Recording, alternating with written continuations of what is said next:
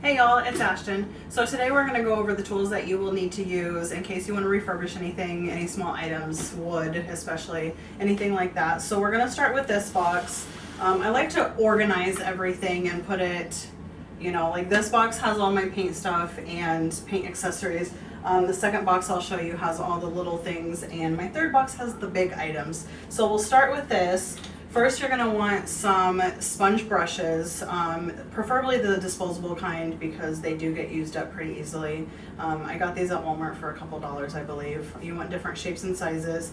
These are good for staining or for stippling anything or getting paint into tiny little crevices if you have detail on your items. You'll also want different shapes and sizes of brushes. You'll also want this sponge. I found this at Walmart and it'll tell you, it had a wrapper around it, but it'll tell you like this is a stain sponge, so it's really good. It has that good texture to get the stain on your items. And then I have wood filler. This is perfect for any kind of the old furniture because a lot they'll have the dings, the nicks, the little nook and crannies. You fill this in and then you sand it down and it fills in your wood, and then you put the paint on top of it. And then the rest of my box I have just different spray paints. I've got a couple that I have an idea for on a couple of projects. I also want to get some of that chalk paint. I haven't used it yet, but I've heard a lot about it, so I definitely want to get that and try it out. But I usually just use spray paint. And then I have a clear lacquer finish that goes on top once I'm done with my projects. And then I have different types of wood filler for the items that I don't want to paint a funky color, for the items that I want to keep in its natural state that just need to be restained. I usually shop the clearance rack because you can find really good stuff on the clearance rack. I go there first before I get the full price items. I'm always trying to save money on good deals.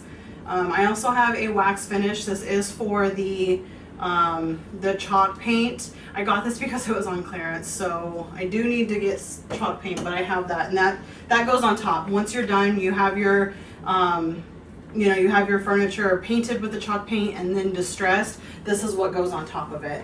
And then I just have more paint in here. And then we'll go ahead and move on to my next box. Another good tip that I have learned, I used to work at Lowe's, and you can get little paint samples at Lowe's for like $2.50, $2.99. You can pick out whatever color you want, and they will make the sample for you. And like I said, it's it's about $2.50 or $2.99, but it's a good deal because you don't have to get the huge gallons or the pint size, and you save a lot of money, especially if you want to try something out. You get those little buckets, and like I said, any color you want, any color you find, they'll go ahead and mix it up for you. Also, if you look, they will have those little containers on clearance. I've gotten them a lot for 50 cents a piece. So I always go and look at the good deals. In this crate, I have different tools. We'll start with my sandpaper. This is for my sander, which I will show you next. This is for getting off any residue, any paint, anything like that on your furniture that you're refurbishing. You want to start with a rough grit, and then you want to finish. Oh, I think this is the rough one. You want to start with the rough one, and then you want to go to your next size, and then you want to go to a really fine finish so you have a nice smooth surface. And then I also have these sanding blocks for any small projects, or like this one, if you can see right here, it's got that real pointy corner to get into any kind of corners and crevices. I also have a stapler and staples. I don't know where they are right now, but this is good for when I'm upholstering items. If I'm redoing a chair and I need to redo the seat, this is good for stapling that on.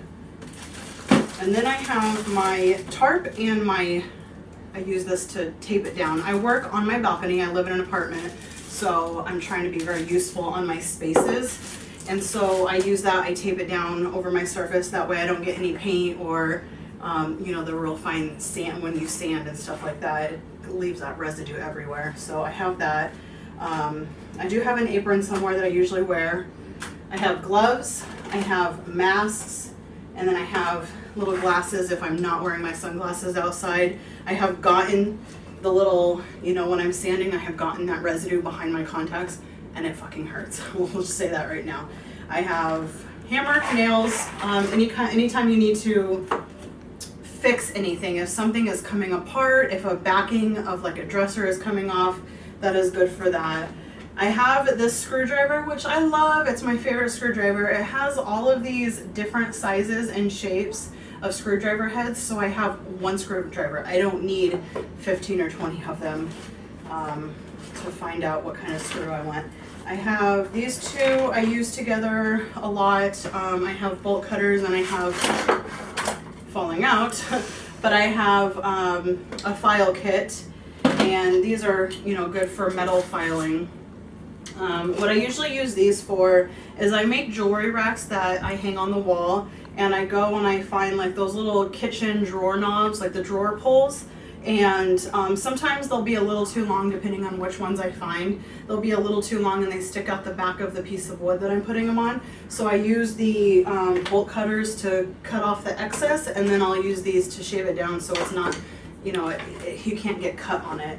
And then I have a bunch of these little plastic heavy duty clamps.